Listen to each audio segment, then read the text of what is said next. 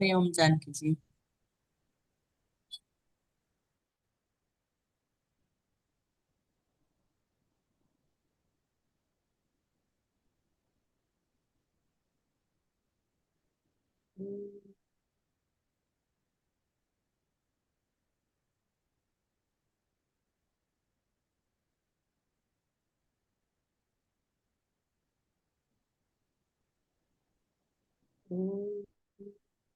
सहना भवतु सहनौ भुनक्तु सह वीर्यं करवावहै तेजस्विनावधीतमस्तु मा विद्विषावहै। ॐ शान्ति शान्ति शान्तिः।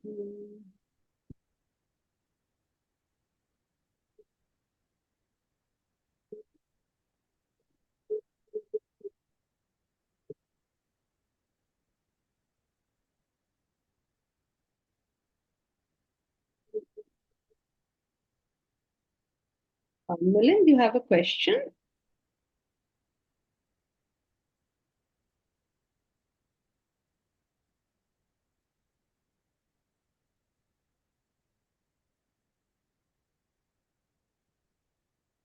You're muted, Milind.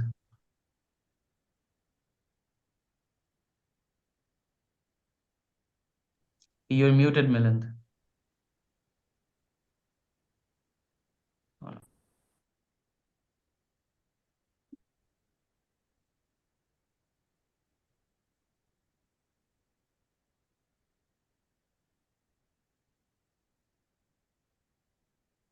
Janki, sorry, it was mute. Oh, okay.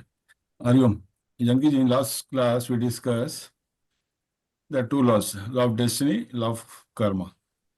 When law of karma is covering past, present, and future, then what is the need of law of destiny? It is already only covering past and present, no? It's like one train is going to Mumbai to Nagpur. One train is going to Mumbai, Nagpur, Calcutta. Then what is the need of Mumbai to Nagpur train? It's like that. Correct. That's right.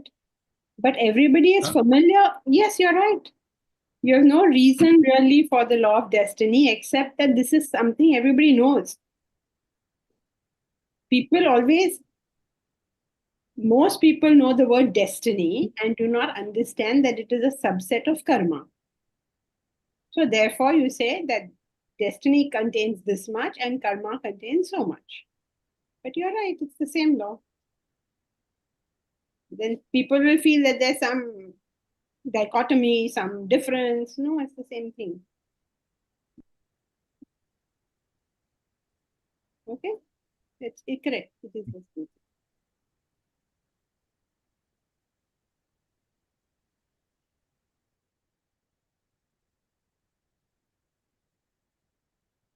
So we have started the very important topic of the law of karma. The law of karma is based on a common law, on a commonly known law, on a universal law, which is the law of causation. In this world, for every effect, there has been a cause. And whenever there's a cause, there will be an effect. For every mango tree, there has been a mango seed. And every mango seed has the potential to become a mango tree. So this is a sort of we are locked into this. We all have you're just completely locked in. If you put a cause into action, its effect absolutely has to come. If you put your hand in the fire, it will burn. You have a cause, effect will come. If you see an effect, that you know that there has been a cause. Now, some people say, no. Who says so? Maybe there is no law of causation. If you claim that there is no law of causation, then you will have to say that there is no such thing as science. Because the only role that science has in life is to find out this cause and effect relationships. That is its only. If this happens, this happens. If this happens, then this happens. If this happens, then this happens. So identifying this causation that's taking place all the time is what science does. So if you refuse the law of causation, you have refused all of science. Now you can't do that. So we come back to there is a law of causation. And this law of causation works in the world. And we, being as creatures of the world, we are also part of the world. This law of causation acts on us internally in the human being.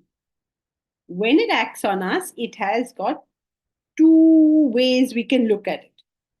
We can look at it as the past giving a result now, or we can look upon it as we doing something now and in the future it bringing its own effect.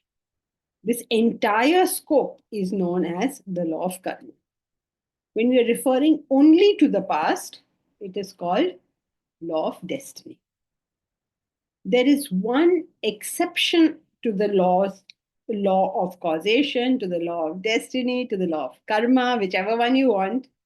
There is one exception to this, and the only thing that is out of it, and that is The self. Self-realized. self. The self is out of it. Law of causation is not applicable to the self because law of causation is applicable in only the world. Self is transcendental. It's beyond the world. So law of causation is not applicable. The law of causation is inherent in the world. Wherever the world is, law of causation will be there. But when we talk of God, there is no causation there. Right? So much is clear. This was our first subtopic. Then we started the law of destiny. What is the law of destiny? That whatever we have done in the past results in our. Can you finish the sentence with one word? Whatever we have done in the past results in our one word. Effect. Personality. Personality. The present. Present personality. The present. Results in our today. Very good. Today. Destiny is only speaking about today. Today you are in this law of causation class. This is your destiny. Because everything that you have done in the past has culminated into where you are right now. Where will you be 1 minute later? Will depend on what you do now. You can log off, right? You can do any amount of things now. So that will change the effect. So every single thing that you have done in your entire past has culminated in this moment now. This moment now is your destiny, right? Now, what is your destiny really talking about? It is talking about the person you are and therefore the situation you're in. every one of us has a certain type of vasana, thought, desire, action, and world. This world that we design around us, okay? Each one of us, let's take our rooms. Each one of us has a room. What does our room look like? How is it? Is it messy? Is it clean? Is it very aesthetically done? Is it comfortably done? Is it from Baba Adam? Is it cutting edge? What is it? All of this, whatever the room is the result Our vasanas. of who I am, right? So just as my room is the result of what I am, my home is the result of what I am, my external situations are the result of what I am, everything becomes a manifestation of the person I am. So extremely important, and I'm glad you all seem to have got. Did somebody say something? Got the idea. The constitution of each human being is a cumulative effect. How do you have this constitution? Why are you this type of person today? It is the effect of his past thoughts, desires, and actions. Right? We are all together up to this point. Okay. So let us continue. Thank you, Jesh. All of you are so quiet. I don't know. Mahesh, I have a question. Are you saying yes, or do you have a question? Yes, I do have a question. Go ahead. If everything is regarding my room is what I am, the current state of my room, but suppose there's suddenly a surge of electricity and something gets the TV gets burned. So is that something that I am responsible for, or it's something that I do not have control over? Both. You are okay. So there are two aspects. There's a surge of electricity, your TV blows up. Now, that surge of electricity may or may not be caused by you directly, in the sense like, I don't know, you're using old fuses or whatever it is you did incorrectly with reference to electricity. There is option one, that you made a mistake. There's option two, that from the grid itself there was a major a spurt or something and it wrecked everybody's, like COVID hit us, for instance. So two options. And there's a third one. Third one is, now that the TV has burned, what is your reaction? Now, second one we are going to ignore for the moment. We'll do first and third. First, if it's your mistake, then whatever, then it's clear, right? It's your own action. And the third one is, what is your reaction? It is burnt. Now what? Some people will sit down and cry. Some people will say, well, this is for life. Some people will say, okay, where do I get a new TV? Some will be, if you're a child, will say, oh, what fun, what excitement. Now we're going to get a new TV. So you see how everything is so inherently connected with us in the first case and third case, correct? Now here's a projection you make based on this. We understand the first, we understand the third. In the second case, we make a projection that since most of it is because of me, probably all of it may also have my input in some manner. For instance, let's take COVID. Now, COVID hits us. Now, we've done nothing really to get COVID, right? But can we really say that's true? All those of us who took better, who did not have, what are they called? What did a very important term it was? Pre-existing conditions. Went through it better. Those who had better mental health went through it better. So those of us, but then why did it come to us at all? Like what we are seeing, right, all the trees being cut. We are seeing all the damage we're doing to environment. How many of us are actually taking any conscious action to prevent it? And if we are not, then are we not deserving of the results that come to us, even though we may not ourselves have done anything? So on the third one, we are projecting. First two are clear, right? In the third So one, but the cause effect is not so clear on the second one. Because it's a projection is fine, but it just seems that if everything is cause effect, and if I'm affected, maybe I should, and if I'm responsible for the state at that point of time, just COVID hitting, I'm not.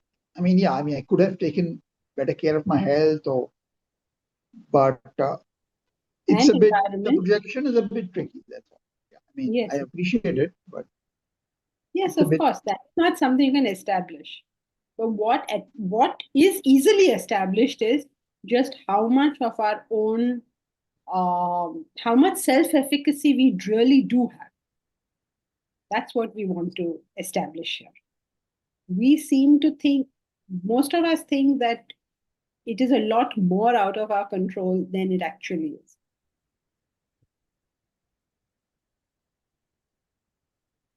And those Okay. of us and those of us who say no, it is within my control, are usually using it in the egoistical sense, and then that also fails. So we won't go there at the moment, but okay, you're clear. First and third is clear. Second one will always be a gray area. Okay. Thank you. So we'll continue. So clear, everybody. We are at our constitution is created of whatever we did from in the past, and whatever we are going to be is decided by what we are going to do now. Who will read this paragraph?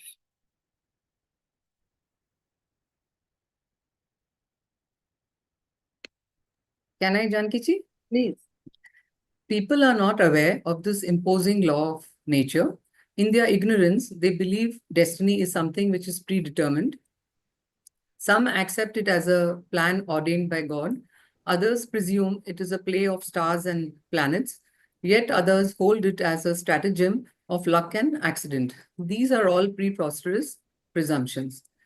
So, in summary, what we had already learned in the last para is that destiny is fixed, but people think that that's not so, and they feel it's something which is either predetermined or it's by God. But as we've just learned, since destiny is fixed, these are all false assumptions.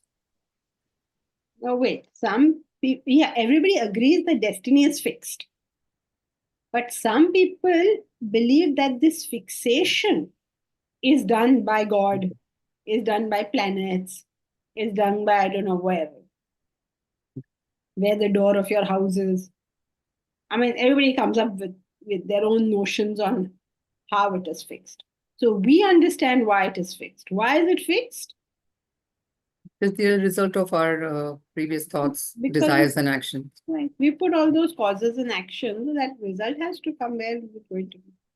When is it fixed for? Till the present. Only this present moment. This present moment is the only fixed thing in your life. Destiny refers only to this moment, nothing else. Because everything culminates into this moment. Who fixes the destiny? Let us understand all these various things. Yes, correct. But why not God? Why can't we say that God has fixed our destiny? What's wrong with that? So many people believe that God fixed destiny. So why should we just reject it outright? Maybe God fixed our destiny. Why can't it be like that? Because we can't attribute desire to God. Because we can't attribute desire to God. You'll have to explain it a little more. if God was to fix our destiny, it means that God has the desire to do something. And if there is a desire, by definition, it is not God. Very good.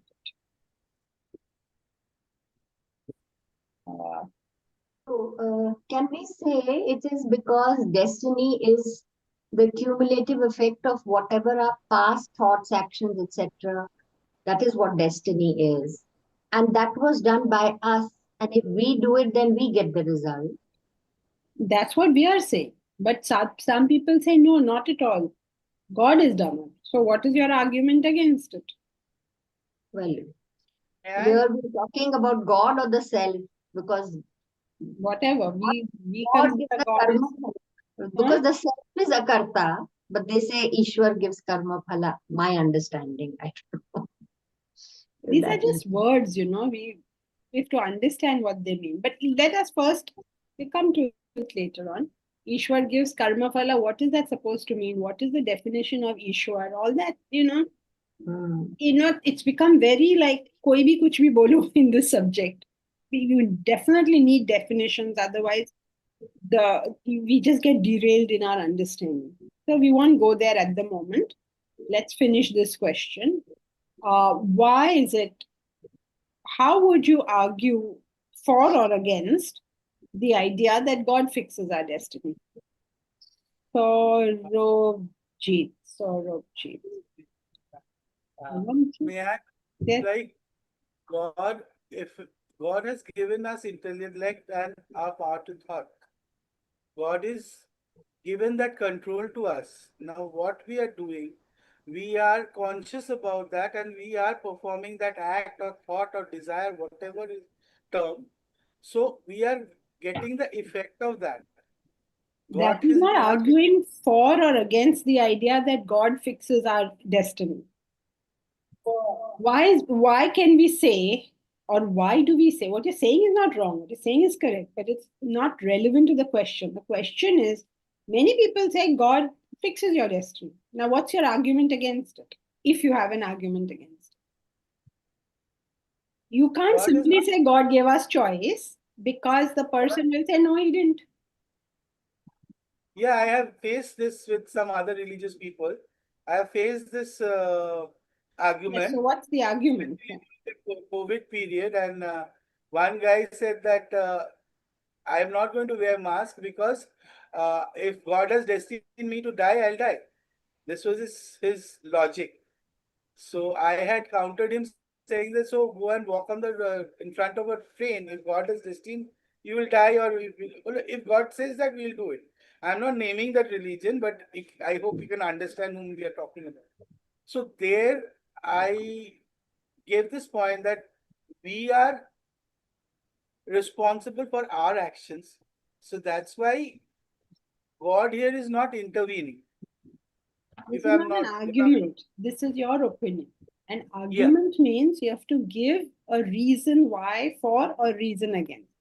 Otherwise, it will always become my opinion versus your opinion, right? Right. So we have to have a reason. What is our reason? Philosophy moves on reason. So why can't? Yeah. So what is our reason to say that God does or doesn't do? So Omkar has given us a reason. Oh my God, lot of things written here. I better check.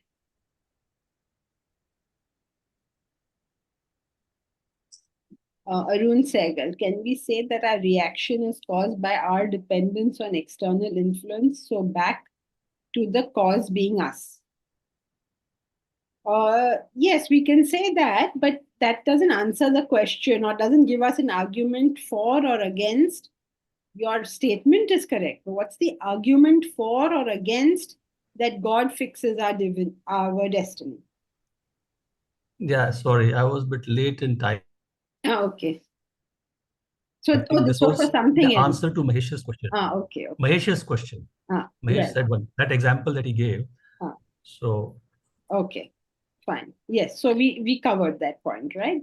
So yes, it is our dependence on it. It is either our error or our dependence, and there is one other factor. Jai Shri, I am divine. The self is divine. I am God. I am responsible for my destiny. Okay, so now, Jayashree, this is the fallacy of equivocation. What you're saying is all right, but if that person tells you God fixes your destiny and then you say this, then you use the word God differently from what he has meant to use it. Yeah, you can do this. You can knock a person down by that, but the argument has to be there. Some people don't understand argument, so then they start fighting. But argument means a coherent, cogent statement which is either true or false. Okay, so you and that those form your arguments altogether. Alagapam. God enables us to think and act. We execute actions and thoughts based out of our free will or knowledge. That's true. Y'all are making statements. Please differentiate between making an argument and making a statement. A statement can be true. An argument has got to have something to do with the, like, why are you saying this? It's not a conclusion. It's why are you saying? Deep Raj, for the God point. Good Lord, Deep Raj, if you start telling people who believe in God for the God point, they will not listen to you subsequently. Firstly, they will whack you on the head for the God point. Okay, let us see. Law of the functions in our life seem to be inaccessible to us. Example, so much of our biological process is working by its inherent design, not a conscious process. Okay, so because God designed it, it's not by our past actions, so it is just a design that is given to us. One can make arguing for the fact that God has given us destiny. Oh my gosh. Yes. Oh, good Lord. Okay. So much of our biological process is working by its inherent design, not a conscious process. But this is the same argument that the Darwinian would give. So how would you say that this is an argument for God? This is exactly the same argument that a person who believes in Darwinism would give. No, but this works here. If you think God as the designer, then he has designed this body for you. You haven't done it, and the consequences of the body you are facing. So as to say, which is you may not have planned for those consequences. But that doesn't establish that he designed it. How does it establish that he designed it? It could have been designed by evolution. No, but we're in this definition of God, we're assuming he's the creator, right? No, right. We are saying what is the argument for or against. We are not making any assumption. No, but says that destiny is not given to you by God. So we are examining, is this true or false? No, but when people say destiny is given to you by God, they assume that he is the creator, he designed the universe, he designed you, right? So but by that, not so. So now if somebody is saying it is so, they have to give us a reason, no? Or if we are saying it is not so, we have to give a reason. Okay, but I thought that was by definition. So that's how I made this. By definition? That God created this body for us. Why? Because he's the designer of the whole universe. How? How can he be the designer of the universe? That means if he's the designer of the universe, that means you're giving him action. If you're giving him action, you're giving him desire. If you're giving him desire, you take away his godhood. So how can he design? Okay. Okay, then then there's no point. Tinky, my destiny is the result of my past actions, so I've created my destiny, not God. That's what you're saying. Wait, first I think everybody should understand what the concept of an argument is. Argument means you give a reason for or a reason against. You all are merely saying the statement. That is not an argument. An argument means this is the reason for saying this. Alagapan. All of us are enabled to do by God, but we do different things based on our vasana. So we have to take responsibility for our actions and be grateful to God for enabling. These are all people's opinions. An argument is a reason for that belief. What is your reason for that belief? Now, we are, as a philosophy student, you must know all the reasons for a belief and all the reasons against the belief, and then decide which of these sound to you reasonable. What we normally do in life is we have likes and dislikes in terms of our beliefs. Some of us like to believe that we are in control of everything. Some of us like to believe that we are not in control of everything. These two jokers keep fighting with one another, but they will not convert each other.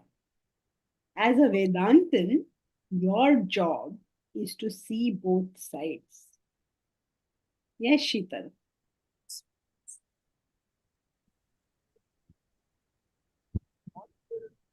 Can't hear you.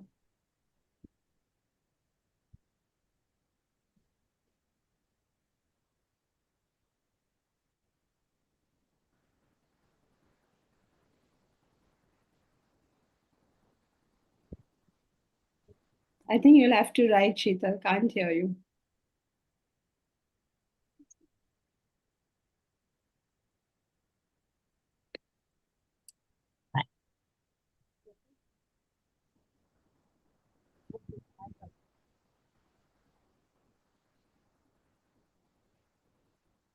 I think the class monitor is a little naughty and he's put his wife on permanent mute.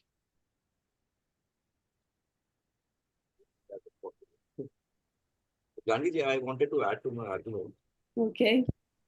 If all of us have different destinies, if we have different destinies and if we attribute God to be giving us our different destinies, it means God had the desire to give us different destinies. And if there is a desire in that action, then by definition, it cannot be God, which means God does not give us our destinies. Correct. But if you're going to go that much further, then you can add one more level to it. Your first level was desires. Your second level has to be likes and dislikes. So that means God likes some of us and gives us good destinies, and some doesn't like some of us and gives us bad destiny. So if you're going to go that far, then you can take the argument further. So that doesn't seem right, because God, by definition, is universal love. So how will that work? Sheetal, why don't you type, since we can't seem to hear anything you're saying? In the meanwhile, I'll read what Meera says. Ignorance of the self creates this world. The destiny is created because of God, not caused by God. Example, the rope and snake example. Without the rope, you will not mistake it for a snake. So our mistake begins with our ignorance of reality. Is this understanding correct? This understanding is correct of Vedanta, the Vedantic story, but now we are trying to give the devil its benefit, right? We're going to argue from the other side and say, why not? Maybe God gave us destiny. What's wrong with the idea that God gave us destiny? So, Omkar has covered two. Think of yet another. If you're giving God human characteristics, okay, and if you're saying God is all wise, suppose you accept that God is all wise, then he gives you, either you say God is all wise or you say God is erratic and irrational. So between these two, which one will you choose? You will choose God is all wise. Right. Correct. So now, if you were to choose that God is all wise and then he is giving different people different things, then why do you think he's giving different people different things? Because of something they did, isn't it? If there's a very wise teacher in class and is giving the students different marks, then why is that teacher giving different marks to the students? But it's Yeah, so either you say that the person is erratic and just gives unreasonable marks to people, or the person is wise and gives them what they deserve. Correct? Yeah. So if God is going to give you what you deserve, then you come back to the same thing, no? That your destiny is created by you. Yeah. Is somebody trying to say something? Chanti, I was saying deserve. I was saying deserves. What he deserves, he gets. Yes, what he deserves, he gets. So God is giving you what you deserve. Therefore, it comes back to you getting what, what you have done.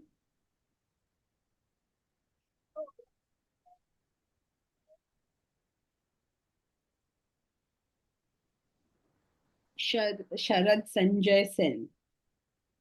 If God fixed our destiny, then that would mean any action we do will have no consequence. So that means we should not be attempting to do anything as it will have no effect. Yes, that is one of the arguments people give, to which the other side says, you will not be able to do nothing because God is destined that you will. So these kind of arguments is what you will get out of it. Aruna Green, sorry, extremely late. Shouldn't have boasted last week about liking punctuality. Still better late than never. Yes, okay, Aruna. Sheetal, if God doesn't fix our destiny, how would I understand this? That I have lost a friend in 21 days diagnosed with blood cancer without any vices or reasons. What can I say, Sheetal? When incomprehensible things happen to us, what can we say other than that it is God's will? But when we say it is God's will, it just means that it's incomprehensible to us. I don't know why it happened. So that is Ishwar. So Ishwar means what? It is that collective vasanas. I don't know how it happened. One doesn't know. But you know, these are just things that can give our mind solace, because something like this happens and then it's too much to take. So we say Ishwar Ichha, because our human intellect is limited and finite and can never understand the infinite possibilities that generate out of whatever people do. So we leave it at that. But can we really say that somebody has fixed it so? Difficult to buy that logic. Why would God do that? What is the motivation in doing that? So either he has to be wise and give people what they deserve. By deserve, we don't mean something wrong, okay? It doesn't necessarily mean it's bad. Or we say that he's erratic and he gives anybody anything. Deep Raj. God is said to forgive sins. God is said to forgive sins, but only when the person repents sincerely. But this is also the same as cause and effect, because the person has made an internal change. Sorry, difficult to make a God case when God is the inactive principle. Yes, correct. What you're saying is right. So every time it comes back to the individual. So it's not. That is why we are saying, okay, just going through that portion carefully. I hope this is clear to everybody. Why? Because he just made a statement and got away. But now we have to understand it. Why not? Why is it said like this? Why does Vedanta reject this concept that God did it? So we've been through the reasons. Is it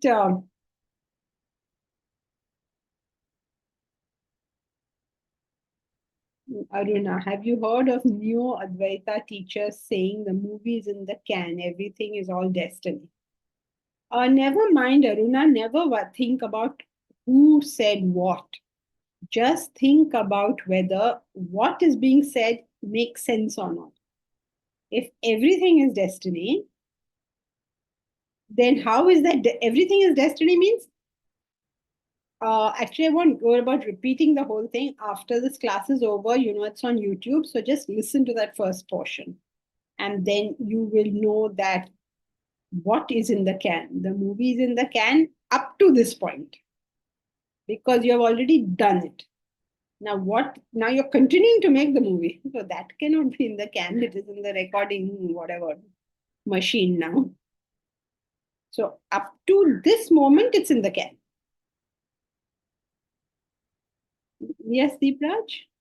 Yeah, so about that, the discussion you were having with Mahesh earlier about the 3 points.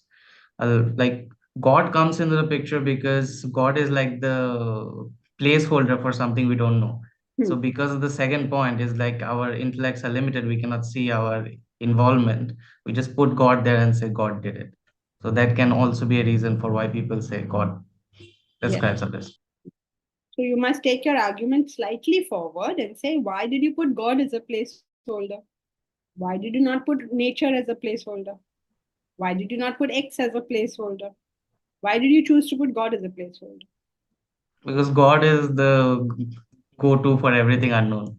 It's like we don't understand it. That's the God of the gaps argument that atheists usually make. You don't understand anything, put God there. Correct. So the question is why? But Janki ji, what you said, Janki ji, was that God is incomprehensible. So therefore, you put everything on God. No, but if you can say X, why should you say God? Same thing. No, not same thing. You are instead of X, you are saying God. Yeah, but then why don't you say X? Would you from now on say it's because of X? Would anyone in the class like to shift from saying God to X? Yeah, it's the word given. It's the word which is created by us. True, but will you say X from now on? We won't say because this is an acceptable word. God is an acceptable word. It's become part of it. It's become part of vocabulary. No, only for us. It's not part of the vocabulary for an atheist. Yeah, so what does atheist say? They say this is, well, whatever they want to say, coincidence, they want to say, or just science, nature, whatever in the world there. Whatever. But we are not recommending to anybody to say X. We are saying God. We use it all the time. Why do we do that? Gayatri, why do we say God? Why don't we say X? Because of the first paragraph. No, when things in life, what we see, when things are totally incomprehensible, beyond our, control, or, despite of us doing everything right, maybe that's what we think we are doing right. Somewhere, maybe we would have gone wrong, but still, in general, when you see, there's, for example, I don't want to interrupt. Why do you say, all what you're saying is true, but why don't you say X? Why do you say God? You don't know it, so just say, I don't know. We are conditioned to... So stop it. Now give up conditioning. Yeah. Stop saying God from today. Will you? Yeah, I'll do that. I'll do that. Janki ji, can we say... No, I'm not recommending you do it. Janki ji, can we say that this is out of devotion? There is an element of devotion here. So when you say God, there is a devotion. And there is surrender. So you don't comprehend, but then you say, if you can't comprehend, you surrender. And you surrender to something higher. And there is a devotional element. There's a devotional element, and an atheist will say, you people are all mad. Yeah, so he says that. Yeah, so what is our argument? See, as a philosopher, unlike all the other people in the world who say, these are my beliefs, and then everybody else has to shut up. Because now how can you argue with a belief? But as a philosopher, you don't get that luxury. This is my belief. As a philosopher, you have placed your belief on reason and have to all know why you had this belief. If you don't know why you have this belief, then this is not acceptable philosophically. So why are we saying God? Could have said yes. One moment, ma'am. I just recollected Dr. Devi Shetty. He was operating on a young girl child, actually. That heart was not working. So he almost said that maybe 99%, I'm not sure that, whether she will survive. And then this little child says, Doctor, will you save me? You're going to open my heart. And after he did this surgery, and for a moment, actually, there was no heartbeat. And suddenly, then it just, everything came alive, and, the child, he could resurrect that child. So then he said, see, there I believe that there is that higher power, that God, who actually saved me, saved that child also. So in that sense, then the parents will also start believing, no, the child will also believe the doctor has done his job. So these statements, when they come around and we are listening, so that's how I think we get a little tilted towards, yeah, it's predestined, or, definitely determined by God himself in that sense. That is what Arun Sehgal says. This is all devotion, which is good. Nobody's against it. But why are we as Vedantins prescribing this? We are saying, no, we ourselves say, we say it all the time. What is in this? Why not say X? Because the law of causation is sustained by Brahman. In the first paragraph of this chapter, it says a cause for an effect. The meticulous functioning of the countless laws is the law of causation. They seem to bow in obeisance to some mysterious controller governor. That unknown, unseen governor is indicated as Brahman, the supreme god. So because whatever effect we're getting, because it is under the governance of God. We say that. Okay, you can say that, but the reason that we are all the time talking about God, something that if we start arguing about, we reject, and then we say God, is because, remember, the purpose of our study is to find this unknown God.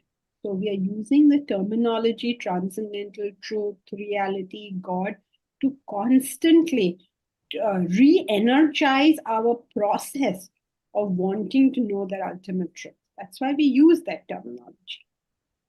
We never change it to X. Namrata says, no, I will not change it to X. Correct. Nobody who is deeply interested in knowing the ultimate truth is going to move away from whatever placeholder he has given, such as truth or reality or whatever. So, and therefore Arun Sehgal says that we have, because devotion is involved. Meaning what? That liking that our mind has to find that ultimate truth.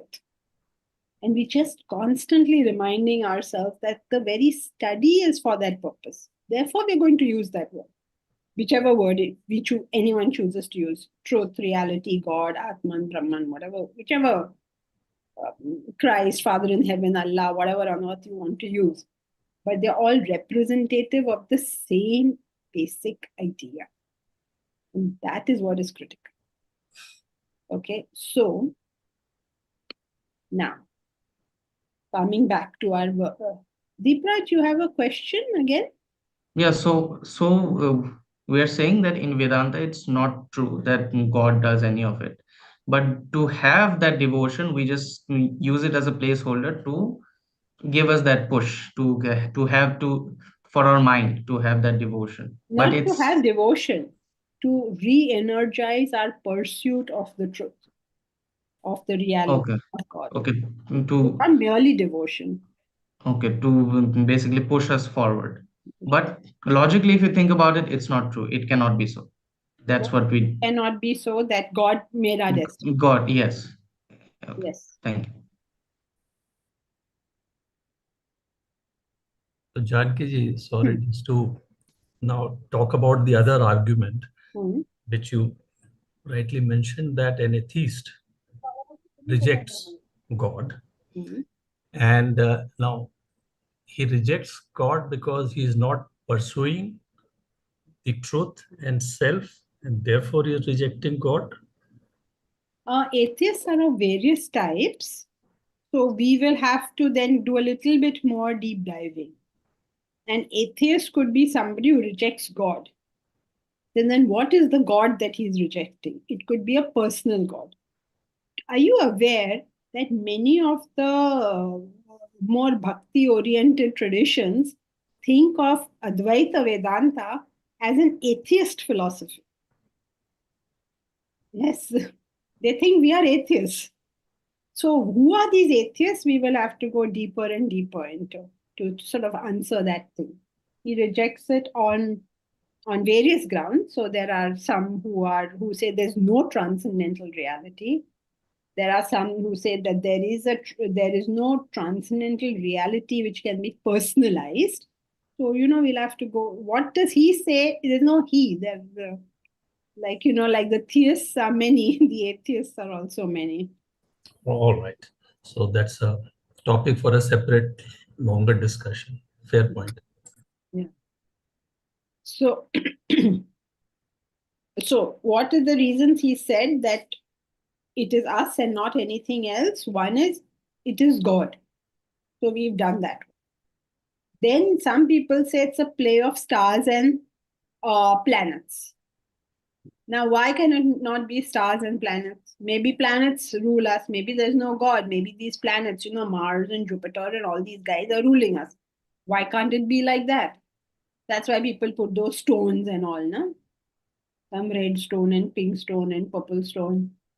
Yeah, I don't know what they're supposed to do, but apparently if you wear all your rings and all your fingers, then something happens. I don't know, maybe on your toes also. I'm not sure. Does anyone wear nose rings for those things? I don't know. Maybe they do know. So if it works on your fingers, why won't it work on your nose or your ears or something? They Only say it's nine- connected to only some 9 chakra planets. channels and whatnot. Only 9 planets. 9 planets, 9 fingers over. So Oh, nose okay. is not required. Okay, all right. All right. Sometimes it also talks about color therapy.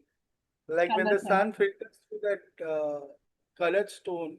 And when Okay, it so touches, so we are rejecting this whole story. So now say why not? Maybe it is this. So others presume it is a play of stars and planets. What nonsense. One sentence, everything is over for him. But we must analyze for ourselves. Why not stars and planets? This one is easy. Gross cannot affect the subtle. Very good. Yes. It's easy because you heard it before. I'm sure for everyone else, it's not easy at all. No, but maybe it is true. Maybe it is true means what? It is a law of life that the gross cannot affect the subtle. Now, do you accept this law or not accept this law? For instance, if I put a cage around you, the steel bars of that cage can hold your body. Can the steel bars of the cage hold your mind? Your mind is still free to wander wherever it wants to go. Right? So a gross thing cannot affect a subtle thing. Suppose you throw water around. Will space get wet? Your furniture will get wet. Your walls will get wet. Your books will get wet. But will space get wet because you threw water all over the place? So gross cannot affect the subtle. The planets are gross. They are sticks, not sticks. They are stones, mud, minerals. Right? They can't affect the human mind. Because the law is that the gross cannot affect the subtle. So how is that even possible? But Janki ji, on Amavasa and Paurnami Tithis, the mind gets affected, they say, no? They have huge effect on the mind. That's it. This they say is a very, very dangerous statement philosophically. Who are the they? Let us find out. When we hear who are the they, then you decide whether they are authorities on that subject and whether they should be listened to. Means, do they understand what is the research they have done on the effect of the moon on the mind? Many people have this belief that the moon has this effect, and then on full moon night. So some people actually did research in what really happened, and they found nothing. But traditionally, in the human, like the moon is associated with the mind, not only in India, everywhere it's associated because, oh, the beautiful moon, and then the moonlight, and romantic, and Kojagari Purnima, and I don't know what all sorts of things on it was a beautiful moonlit night, and the two were walking on a beach together, in the human imagination. This seems to be a very notable thing. In actual fact, really, what is it? Where is the research? Let us see the research.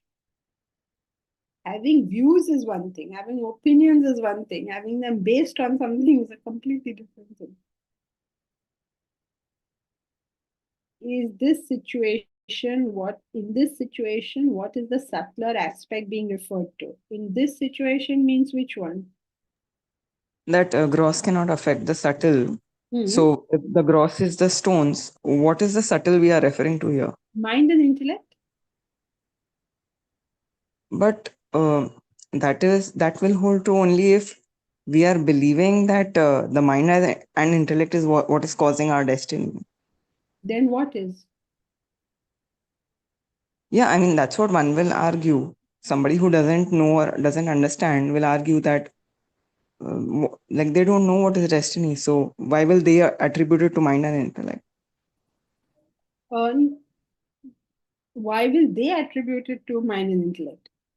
For the same reason that we will. Anybody who will attribute it is for the same thing. If you understand that things that you have done in your past create your personality today, and your personality determines what you do, and therefore what you get. If this reasoning seems reasonable to a person, they will accept this.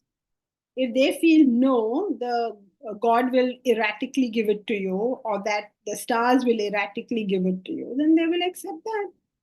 I'm not sure what your question is, because what sounds more reasonable to you, to a person? Beyond a point, if a person doesn't have an intellect, now what are you going to explain? No, they'll say, no. The stars can influence you because what? What's your reason for the stars can influence you? So when do you think that the stars can influence you, the way you feel or the way you think?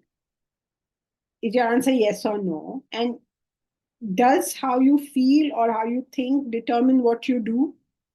Do you accept that as you think, or as whatever you feel and whatever you think will determine what you do? If you accept that, I mean, something you have to tell me or give me a starting point. What do you accept or reject? Then I can start from there. Yeah, okay, got it. That how I feel and think will influence what I do. That you so if I accept that, then the theory will hold. Okay. And what I do, therefore, is a cause, and that will give its effect. Yeah, Deepraj, is the same another question, or your hand? No, in the same line about gross affecting the subtle, some people may claim that, no, but the mind is restricted by the world because all we think of are objects of the world. But that's also not true, because if you look at mathematics, we have 5 dimensions, 10 dimensions, 100 dimensions. We even have infinity in mathematics. None of it is found in nature. So in mathematics, so the mind is capable of actually going outside the physical realm. That seems very obvious to any philosopher, scientific person, or mathematician, because they are. Yeah, but that's a very small person. I mean, most people don't think that yeah. Yeah, but that it's capable is established. No, even if one person does it, it's capable. Some astrology seems to really ring true. I think it could be confirmation bias. Yes, you're correct. You're right, Aruna. Yes, more crimes in full moon could just be it's lighter for criminals to walk around. Okay. Could be. I mean, it all has to be, you either have to come to your conclusion through logic or you have to come through a conclusion through statistics. That means you do research and you see the numbers. So these are your two ways you have. So philosophy uses logic and science uses statistics. Statistics means, okay, so many murders were committed on so many moonlit nights, all this sort of stuff. So you have anything, but you have to have some facts to base your logic and reason on. Now you may say, why are you so concentrating on that? Because now we are going further. We're just on the basics of law of causation. I hate to tell you this. This is just the very basic we are doing at the moment. It's going to get a lot more complicated as we go on. So keep your seat belts on. We have a terrific drive ahead of us. But this much has to be established before. This is just the very, very basic bit that we are on at the moment. It's going to get complicated soon. Okay, so that's it for the established before. It's just a very basic for this. Can't hear you.